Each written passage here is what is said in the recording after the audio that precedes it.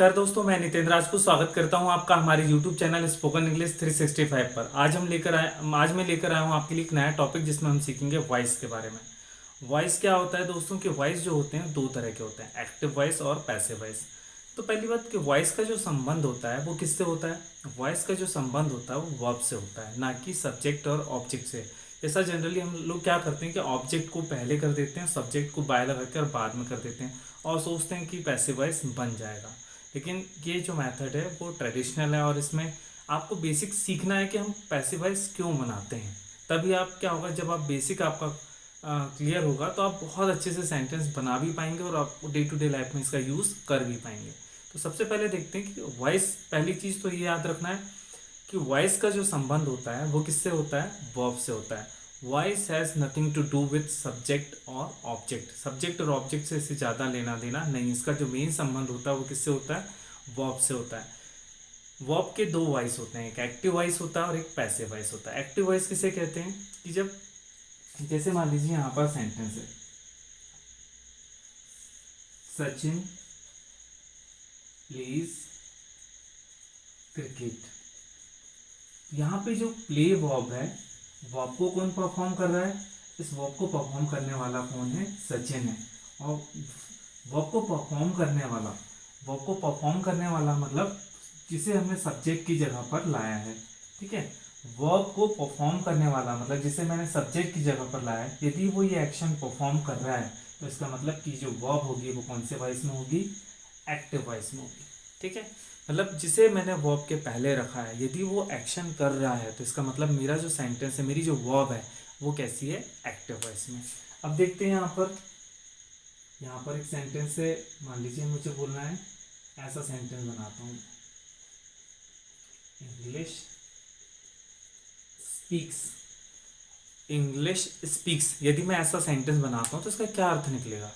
इसका अर्थ ये निकलेगा, इसको समझने के लिए आप ऐसा सीख लीजिए, सचिन स्पीक्स। सचिन स्पीक्स का मतलब होता है कि सचिन बोलता है। लेकिन इंग्लिश स्पीक्स का अर्थ क्या निकलेगा?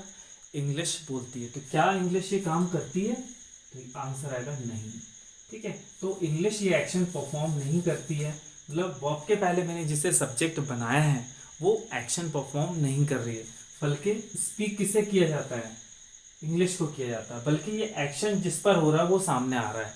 तो जब वर्ब के पहले आप उसे लाते हैं जो एक्शन परफॉर्म नहीं करता, मतलब ऑब्जेक्ट को लाते हैं, जो एक्शन जिस पर होता है उसे लाते हैं, तो हम इसे कहते हैं कि जो वर्ब है वो कौन से वॉइस में होगी? पैसिव वॉइस में। यहाँ पर अभी अर्थ क्या निकल रहा है? इंग्लिश स्पीक्स, इसका अर्थ निकल रहा है कि इंग्लिश बोलती है। तो आपको इस सेंटेंस को सही करने के लिए, मतलब सही मीनिंग क्या लिख लीजिए? इंग्लिश बोली जाती है। तो इस सेंटेंस को सही करने के लिए आपको जो चेंज करना पड़ेगा वो किस में करना पड़ेगा? वर्ब में। जब आप वर्ब में चेंज करेंगे तब इसका सही अर्थ निकलेगा कि इंग्लिश बोली जाती है। इसलिए मैंने स्टार्टिंग से कहा था कि जो पैसिव वॉइस का संबंध होता है वो किससे होता है? वर्ब से होता है, ना कि सब्जेक्ट और ऑब्जेक्ट से। ये तो हमने सीखा, क्या सीखा? सिंपल कि यदि वर्ब को परफॉर्म करने वाला पहले आ रहा है तो वर्ब एक्टिव वॉइस में है, और यदि वर्ब जो उस वर्ब के पहले आ रहा है वो एक्शन परफॉर्म नहीं कर रहा है, इसका मतलब वर्ब जो है वो कौन से वॉइस में? पैसिव वॉइस में। ये तो क्लियर हो गया। अब सेकेंड कि पैसिव वॉइस बनाते क्यों हैं, क्या ज़रूरत है इसकी पैसिव वॉइस बनाने की? ठीक है, तो पैसिव वॉइस बनाने के तीन कारण हैं।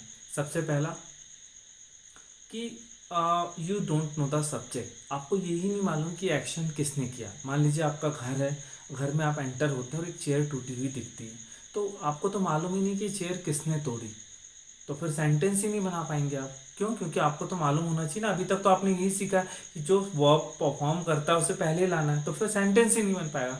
तो ऐसी प्रॉब्लम को ख़त्म करने के लिए हम सेंटेंस उससे भी स्टार्ट कर सकते हैं जिस पर वो एक्शन हुआ है। मतलब तोड़ने वाला तो नहीं मालूम, लेकिन टूटा क्या है? चेयर। तो मैं चेयर से भी सेंटेंस स्टार्ट कर सकता हूँ। चेयर हैज़ बीन ब्रोकन, ऐसा मेरा सेंटेंस बन जाएगा। ठीक है, या चेयर वॉज ब्रोकन, पास्ट में बनाना तो ऐसा भी बन जाएगा। तो इस तरह से जब आप सेंटेंस ऑब्जेक्ट से स्टार्ट करते हैं, मतलब पैसिव वॉइस का मतलब ही होता है कि सेंटेंस को ऑब्जेक्ट से स्टार्ट करना। जब आप सेंटेंस ऑब्जेक्ट से स्टार्ट करते हैं, मतलब उससे स्टार्ट करते हैं जिसने वो एक्शन किया ही नहीं, तो इसका मतलब कि आप क्या बनाते हैं? Passive voice. तो पहले पैसिव वॉइस कहाँ बनाते हैं? फर्स्ट रूल क्या है?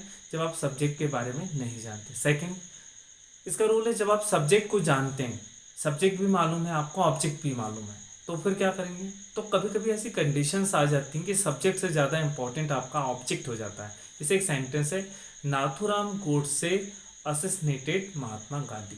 नाथूराम गोडसे ने हत्या की महात्मा गांधी की। अब इसी सेंटेंस को पैसिव वॉइस में बना सकते हैं, Mahatma Gandhi was assassinated by Nathuram.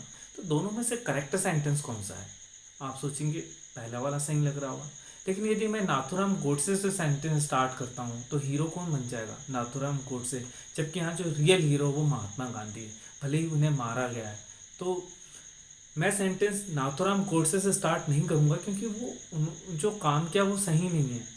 तो मैं सेंटेंस किससे स्टार्ट करूँगा? जो मेरा हीरो कौन है? महात्मा गांधी। तो महात्मा गांधी की हत्या हो गई, मैं ऐसा बनूंगा, Mahatma Gandhi was assassinated by Nathuram Godse. तो यहाँ जो सेंटेंस बना उसमें सब्जेक्ट भी मालूम था, ऑब्जेक्ट भी मालूम था, लेकिन इंपॉर्टेंट क्या था? ऑब्जेक्ट किससे ज़्यादा इंपॉर्टेंट था? सब्जेक्ट से। So when object is more important than subject, so you have to start sentence from object, and to start sentence from object means to make passive voice। Sentence को object से start करने का मतलब ही होता है कि sentence को आप क्या बना रहे हैं? Passive voice. थर्ड होता है कि जब आप you don't want to mention subject, आपको सब्जेक्ट मालूम है लेकिन आप बताना नहीं चाहते। मान लीजिए धोखे से आपसे ग्लास टूट गया, या धोखे से आपसे चेयर टूट गई, तो आप ये थोड़ा ना बोलते कि मैंने चेयर तोड़ा। क्यों? क्योंकि आप नहीं बताना चाहते, सब्जेक्ट आपको मालूम, क्योंकि सामने वाले का गुस्सा जो आपके ऊपर आ जाएगा। तो फिर कैसे बनेगा? Chair was broken. इसमें आप सब्जेक्ट मालूम था लेकिन आप बताना नहीं चाहते थे, तो आपने इसको क्या कर दिया कि आपने सेंटेंस ऑब्जेक्ट से स्टार्ट कर दिया। तो इन तीन कंडीशंस में हम लोग पैसिव वॉइस बनाते हैं। अब इसके आगे हम सीखेंगे कि पैसिव वॉइस कैसे बनाते हैं, ये सीखेंगे दोस्तों हम इसके बाद वाले वीडियो। तब तक good day, good luck and take care.